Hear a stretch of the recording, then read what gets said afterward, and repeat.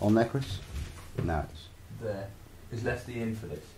Oh no, he's not meant to be. No. Yeah. So, great one. Do you want me here? Yeah.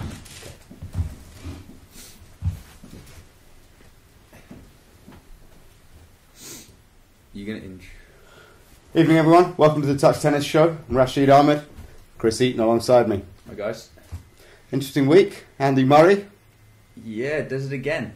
Takes Federer out and then doesn't manage to close it out from match points up. Yeah, that's going to be a little heartbreaking for him. But Heather Watson, unbelievable. Yeah. First title. Yeah, unbelievable. I mean, those two girls seem to be doing a great job out travelling the world. So, you know, I think we've got big things to come from those two because they're still very young. Her and Laura, obviously.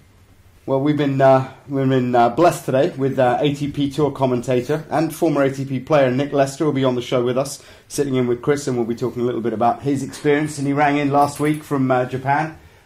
Thanks a lot for you, Nick, for coming in, and we'll have a chat with him later on in the programme. We're also going to be looking at Babolat's 21-inch racket, the A-Rod version, and giving it a fitting goodbye because it's an unbelievable bat, and for them to be discontinuing it kind of breaks my heart. And Chris? It is saddening. I mean, it is weapon of choice for me, both 21 and full-size tennis. So, yeah, the fact they're discontinuing the 21-inch is heartbreaking. Yeah, well, you'll get over it. Man up. I'm sure I will. And, yeah, some of the other things we've been thinking about this week was getting a phone-in going. You'll get a chance to win that racket, the 21-inch Babolat racket. This is one of the last ones. And as they're not making it anymore, they're going to be fewer and far between. So if you want a chance to win one of these, after 9:15, you can ring in on 07866 445 999. I'll do that again. It's 07866 445 999. Now, lines open at 9:20. You may still be charged if you ring after that, and I pick up the phone and have to abuse you because I'm trying to sleep. So don't. Chris, back to you again. You had some thoughts on how British tennis is doing so well at the moment, and we've got Laura Robson reaching her first tour final. Now Heather Watson. What's this about? I think it's just about, you've got two extremely gifted young ladies who are basically at the stage and at the age now where they're growing into their tennis. They've both shown a lot of potential previously, in the past few years, but never quite either managed to string it together or, turn good performances into good wins. But, like I said, it comes with age, it comes with maturity, that sort of stuff. And, now those girls are at the age where they're starting to mature and they're starting to understand the game a bit more, become better mentally. Hang on a second. How old are you? I'm 24. Why haven't you won a touch tennis major yet? Because I've only played 2. That's really not an excuse. You're older than them. It's a sponge ball. Okay. And you're playing against bunnies. Have they won majors? The guy that beat you did. Yeah. Jordan Bull. Or are you talking about Heather Watson and Laura? Watson and Laura. I mean, if you're going to compare... like for like. I guess, I got back down on that one because they've only ever managed to do it with... in the smaller tournaments, the small tier, the $50,000, $100,000. And touch tennis, I've won some of them, so... Yeah, you've won. If we're comparing like for like, I'm feeling pretty good right now. Yeah, so Laura nor Heather, neither of you have won a Tier 1 title yet, a Masters event. Chris has, in Essex, in Brentwood. It was only a few weeks ago. And we also would like to show you a clip of the guy that he smoked early on in the tournament. And I think it's worth looking at this guy because, personally, I think there's no real way you can explain the ponytail. No, we tried to last week, yeah, obviously. But, personal decisions, everybody makes bad choices. Yeah. You just got to get past that and look at the real facts, which I think you have here. Well, what do you think? This was when he played Marcus Willis again in scummy Essex. We try not to go there too often, but for some reason there's been 2 tournaments there in the space of a month. And, I've had radiation cleaning and stuff, and considering chemo just to get rid of the Essexness on me. But, sorry, not to knock Essex. You're lovely people, I'm sure. Let's look at his serve here. First of all, why does it take him so long to bounce the ball? Oh, because he's in slow motion. Sorry. You had some thoughts on his technique here, Chris.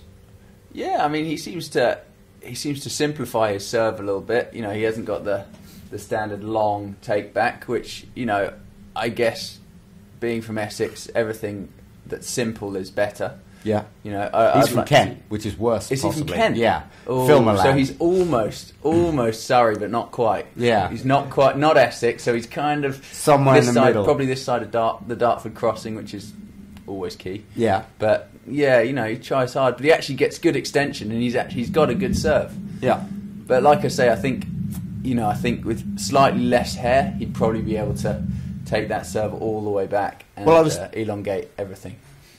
A lot of things need elongating because his girlfriend sent me a message earlier on today saying something about length and, you know, elongation. Question I've got here is he's got the right sort of technique with his right leg up behind him, but his body doesn't seem to collapse down enough to give him the seesaw effect to really be going forward. Do you need to straighten that leg out? What do you think here? Well, actually, I guess you know, having played Elliot, it's in touch tennis. Do you have enough time, as the court's so small and the ball's coming back so quickly if you've hit a big serve, do you have enough time to really finish all the way down, or do you have to be straight back up and ready for the next shot? I mean, I've certainly... Well, he's up and ready there. Yeah, but I've certainly adapted a few things about the way I play for the touch tennis court, as it is smaller and, you know, you have a little bit less time. Well, talking of the smaller court, making adaptations and adjustments, we're just going to freeze that there and we're going to turn him off because he's boring me now. He's got tendinitis, he tells me, in his knees. I'm going to take advantage of that next time I play you, mate. And from what we've seen, there is a particular man out there that's suffering from the same problem, and there are some questions being asked. Yeah, I mean, I've actually had problems with tendinitis before. Obviously, the first thing you'd say to Rafa is probably man up, but I can imagine he's tried that 3 or 4 times over, and it's not quite working. So he's probably, you know, he's looking at something, obviously taking a break. It gives time, it gives sort of the inflammation that's causing the problem a bit of time to die down. But you can just see that the amount of strain that he puts his body through, you know, his joints and everything, it's so forced and it's so intense that when you compare it to Roger, you know, the amount of impact that's going through his body compared to obviously Roger's is crazy. You know, you can just look, you can see how much harder he's having to work. Why is that? Because he's a grinder, talentless. I think his bank account would probably disagree with the talentless. Well, you know, so far a lot of the ATP players I've come across, I've managed to beat playing touch tennis. So I can't. So far, I've not been impressed. Do you think Rafa would be any different on a touch court? Yeah, I think he'd probably generate a little bit of spin. You reckon? On the forehand? Yeah. I'm sure he's pretty upset that the Roddick's going, because I think it's a better touch tennis racket. Yeah. I think I'm sure if he asked nicely, Babolat might give him 1 or 2. I mean, obviously they sponsor us quite heavily, but you know, Rafa's not. But we've done it all in the game, and he hasn't quite got the reputation that we do. Yeah, he's got to fight for it. Yeah, naturally. Now, this break seems to be quite an exact length of time. Yeah, I mean, I guess, you know, there are whispers of certain things which I guess I probably shouldn't go into, but... Well, you know, it's tough because, you know, you're an ATP player and, you know, you're around the NTC and you're not able to say things that perhaps I'm able to say, and maybe you know, might be crossing some boundaries here, and I don't want to take any gambles, so I won't say anything. I'll just say, Rafa, just tighten that thing a little bit and maybe make sure that you're, you know, a bit more careful when they come to visit you. No comment? Again, quite difficult for me to comment, but you have to look at the time frame being, you know, tennis players start and stop by years, basically. You know, they do get a break of a month to six weeks at the end of the year. So him stating that he's probably going to be back for next year obviously gives him, you know, it's kind of like a start of a year, so it's a good time to come back fresh, if you know what I mean. Well, talking about comebacks and going away for that matter, we would like to send off the 21-inch racket that was produced by Babolat for so many years, and I won majors with it, many of them. Elliot Mould has won majors with him, James Marsalek. And as far as I'm concerned, Chris, I mean, do you have anything bad to say about that racket? Only that it's going. That is the worst. In 1997, he made the Australian Open finals and he took out Boris Becker en route.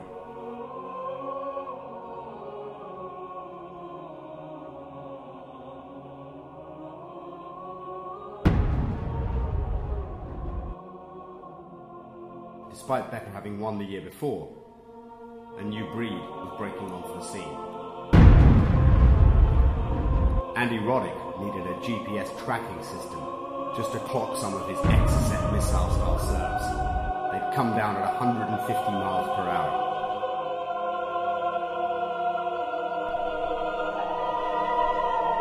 And the racket?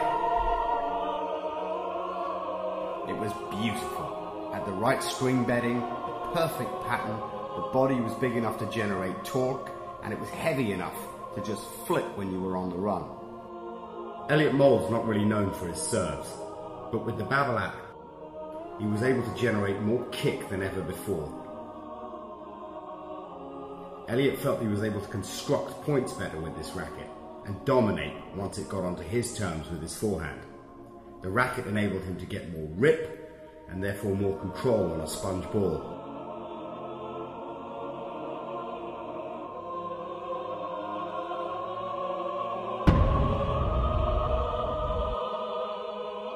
The Roddick 21 is yesterday's stick.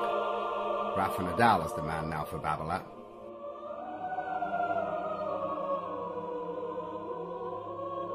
And like Elliot Mould, he started off as a grinder, but developed into a true champion on all surfaces.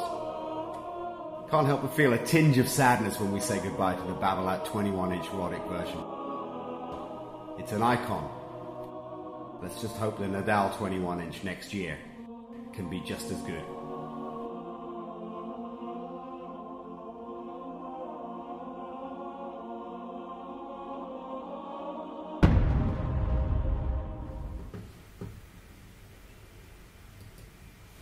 Welcome back. Hope you enjoyed that piece. Alongside me, Nick Lester, former ATP player and now commentator for ATP Television, and he's on Sky a lot as well. How you been? Good to be here. Yeah, very well, thank you, very well. And travelling a lot, and yeah, it's been good to see the world and see some top tennis as well. Yeah, we had your phone in a couple of weeks ago. Well, last week. Yeah, I was in Tokyo last week. Had a busy time. I was in America before that, but Tokyo was great. Saw Kei Nishikori win last week, the first ever Japanese player to win in front of his home fans. 40 years, so that was quite some story. Didn't go to Shanghai, obviously in my work as a freelancer it depends where they want me, but saw a bit of that today as well. So, you know, it's a funny time of year because so many of their players are a little bit fatigued coming this time of year, but on the flip side of that you've got the O2, you know, chances to reach the World Tour Finals, that sort of thing. So talking of the O2 World Tour Finals and the doubles, an interesting situation's come out here, hasn't it? Yeah, I mean, for the Brits, obviously there's you know, you've got the scenario this year with Johnny Murray having won a major, but having done nothing else the whole year, that he is almost certain to qualify, because if you win a major championship in doubles, you have to finish within 9 to 20 on the year to be certain of making the season-ending championships, which Johnny Murray will do. Now, obviously, what that does is that pushes players a little bit lower. So Fleming and Hutchins, who are currently 11th, might be a little bit closer. Ironically, they might be notched out by someone like Johnny Murray, who hadn't done a lot all year, with all due respect, but won Wimbledon. So yeah, for those guys, they'll be a little frustrated. But the way I see it, and I was thinking about Issam Qureshi and his partner, what's his name, Roger or something? Yeah.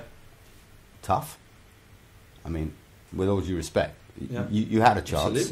This guy has won Wimbledon. He deserves it. Totally. So there's no luck involved. I mean, if I had a chance looking back at my career, I mean, I try and avoid some of the smaller tournaments, and I only play the majors now and the Masters. Chris, I mean...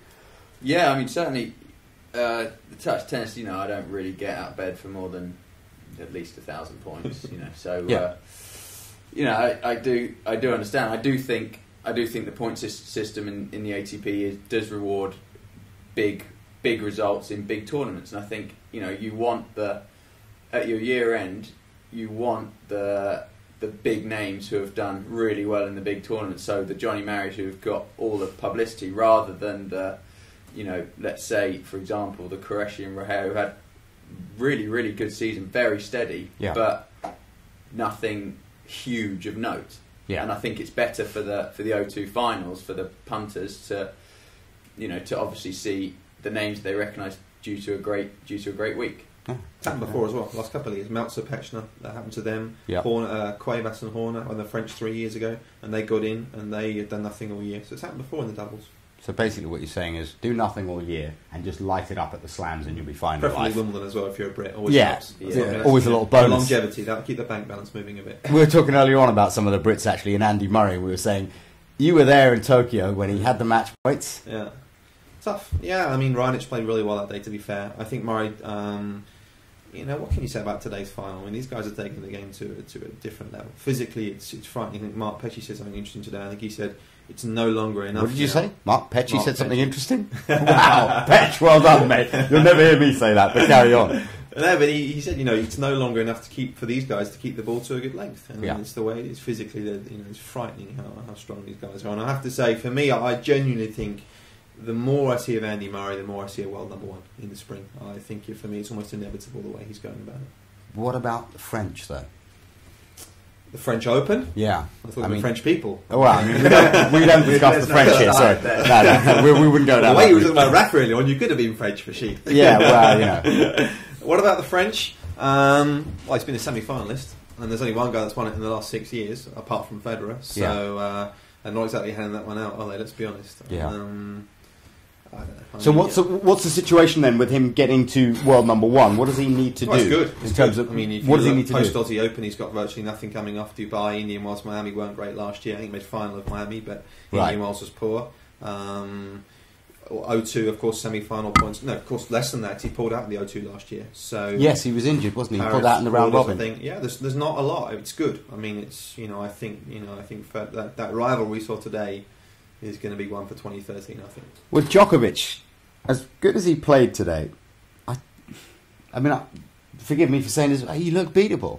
I mean, Murray look better? Or did Murray look better? Which one is it? Murray looked better, I guess. Yeah, well, there you go. And I think that's testament to what Murray's done this year. That, for me, says it all.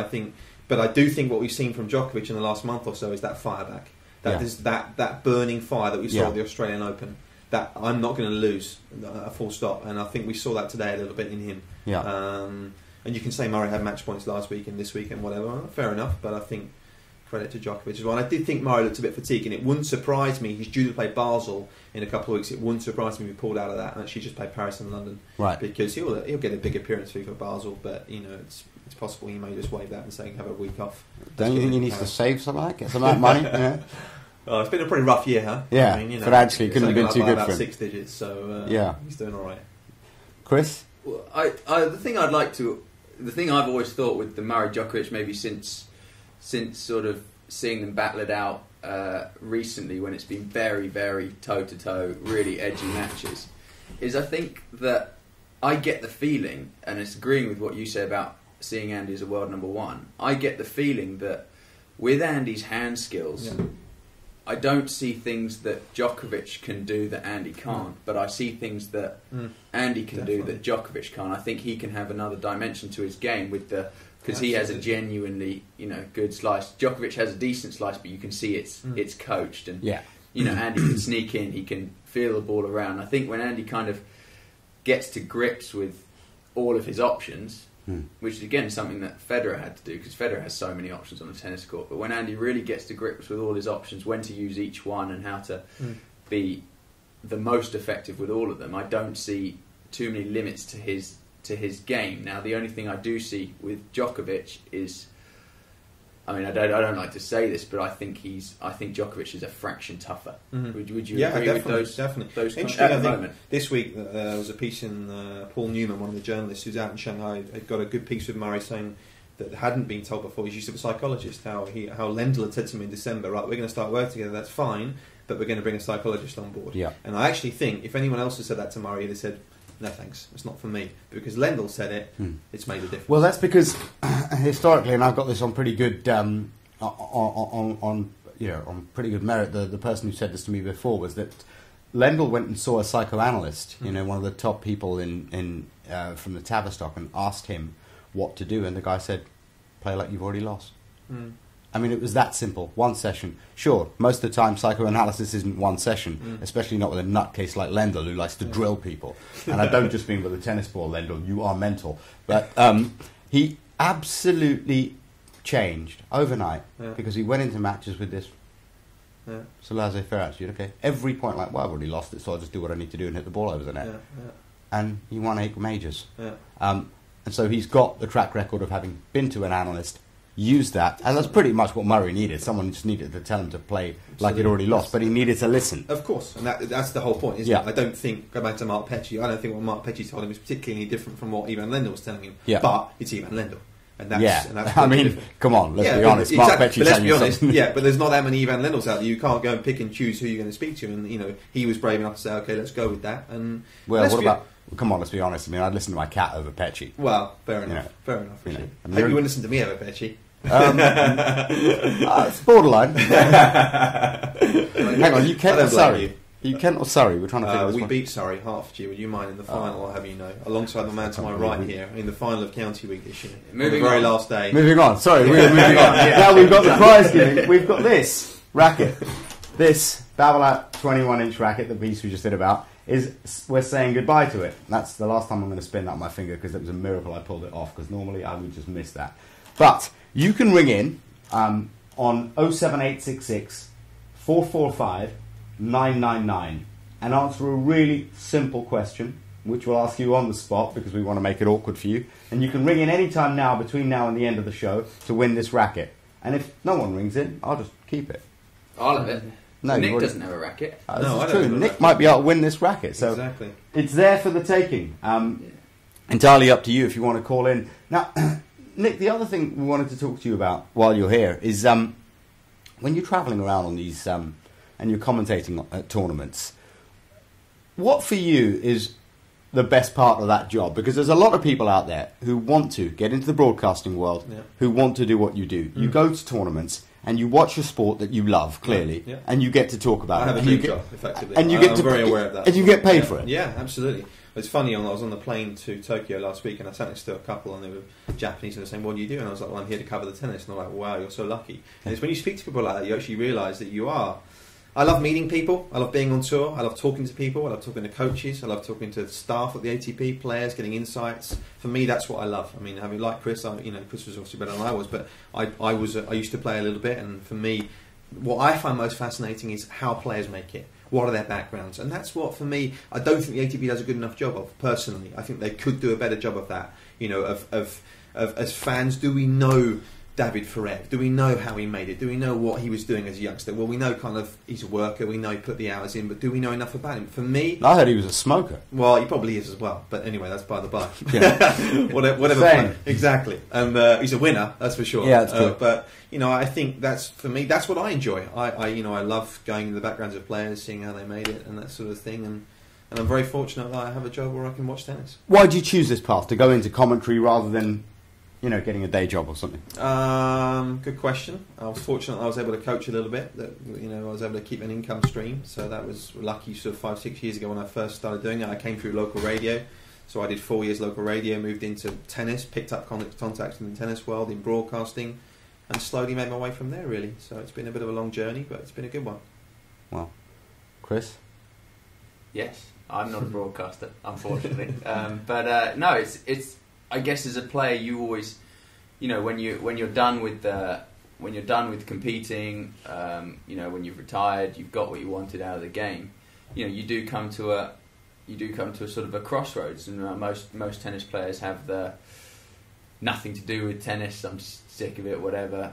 Go to do a 9 to 5 or whatever job, sort of completely different. Some players want to go back to coaching. They want to, go and give back, share what they've learnt, and obviously the third route is the broadcasting, which kind of it's probably the most like still being on tour, because you still do get to travel, you still do get to go to these places, experience it, kind of live the tennis lifestyle, living in hotels, and, definitely. Yeah. So I guess it's the one that's least far removed from what you have been doing as a player, and I guess it requires, like Nick says and like Nick has, a massive love for the sport. Yeah. Well, as I've won everything there is to win, maybe that's my future. Get into broadcasting, go commentating around tournaments. Or I guess you'd be the only other person probably in the world that Andy Murray would listen to. So maybe that's... Andy, you can give me a call. We'll talk. 0-2, you're there, courtside. Yeah, I'll be there. you know. Psychoanalyzing. Well, psycho, yeah, absolutely. I don't know about analysing, you know. But yeah, I mean, I can give Ferrer I can give him some of my fags, but you know, I'm not sure what else I can do. Well, that was a start. Yeah, cigarettes. I mean, by the way, before anyone calls in an abusive name of what I said there. But you know, moving on, we've been thinking, you know, for the last few weeks on this show about, you know, how we're going to progress things and make sure that you're more interactive with what we do. And so Nick, who has this dream job, is going to be reporting back to us from some of the ATP events he's at, giving us some input. Busy and schedule feedback. coming up. Basel next week. I go to Basel, and then I finish with London at the O2, and I'm also doing the Davis Cup final, which would be great in Prague. The Czech Republic plays Spain, host Spain, which you'd imagine to be on a quick indoor court. So, funny enough, ironically, it's called the O2 Arena in Prague, where they're playing there, and it's sold out. So, it should be a great atmosphere. How do you see that one going, Chris?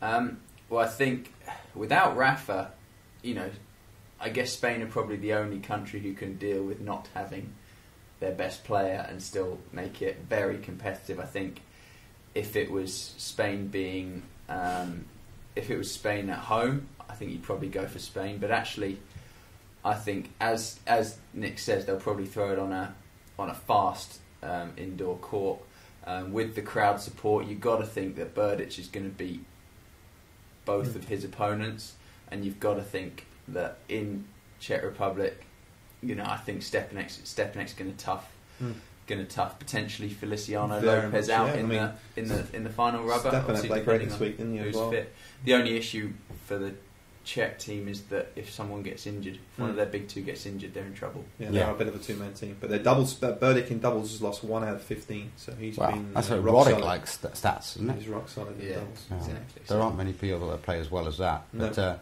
Stepanek, I saw him playing at the US Open in the finals, and at best he looked tired for the first time and old, and also, you know, Leander Paes.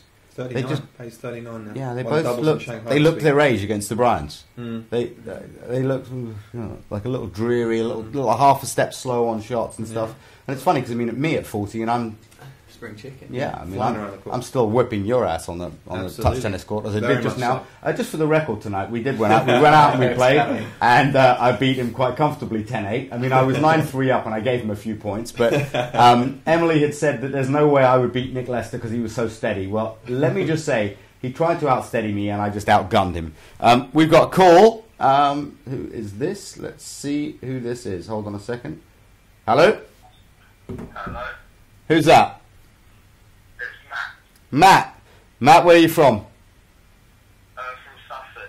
From Sussex. Oh God, that's Matt Gollage. It is indeed. Oh, Gollage, how you doing? Eaton, you got to abuse him. We need to give him some abuse for even ringing and daring to ring in. Yeah, Matt, to be honest, I respect you massively for ringing in, having received what can only be described as one of the biggest humiliations in the final of Corby. So massive respect for getting on the phone and putting yourself out there. No, I mean, Willis just played too good at the end of the day. I mean, Or you played too bad? very poor tournament and then just destroyed me.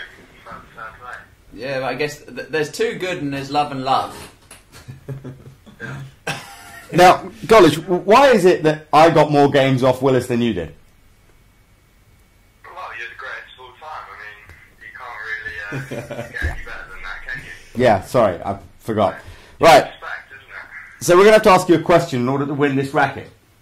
And we think it should be relatively complicated, given that, you know, you know the sport quite well. So we're going to ask, who is the only man in the history of touch tennis to have gagged in a major final from 2 sets to love up?